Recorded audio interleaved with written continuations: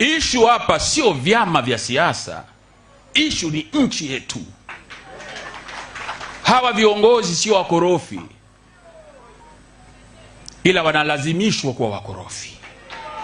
Waziri Mkuu, tafadhali upeleke salamu zetu kwa Mheshimiwa Rais, na Watanzania wanatusikiliza.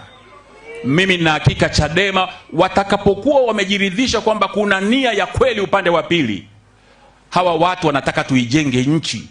Kelele zote hizi sio kwa sababu ya ubinafsi wa madaraka.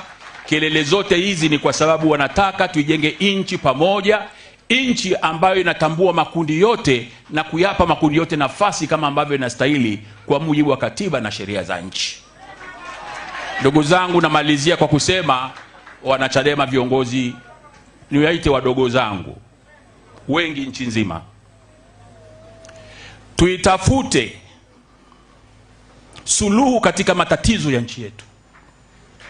Lakini hiyo nia njema ambayo mimi naomba niwaombe viongozi wa Chadema waisimamie, itakuwa kweli tu pale ambapo upande wa serikali mtaonyesha dhamira ya kweli. Turejeshe taifa letu kwenye mistari na reli ambako lilishafika, tukajenga nchi ya vyama vingi, bunge la vyama vingi, na nimekuwa kiongozi wa upinzani bungeni kwa miaka 10. Kwa hiyo Mheshimiwa Waziri Mkuu, nakushukuru umekuja, na ninawashukuru na Chadema wote mliofika na viongozi wengine wote katika kumwenzi Mzee Mtei.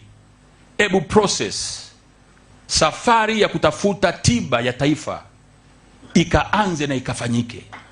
Hawa Chadema wakafanye kazi zao kama ambavyo katiba inawaruhusu. Wale ambao wanastahili haki zao wakapewa haki zao kama ambazo inastahili. Walioko magerezani kwa kesi za kubuma basi vile vile wakaachiwe.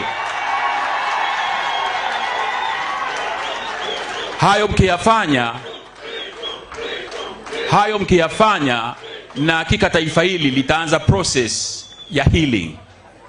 Ndugu waombolezaji, mnisamehe sana, sikutumwa na mtu yote niazungumze, nilitumwa nitoe shukrani za familia. Lakini kama mwenyekiti mstaafu nikaona nisipokuwa mkweli na ukweli ukaniweka huru, nitakuwa Mswahili.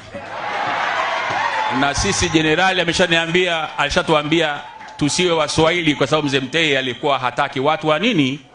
Watu wa Swahili.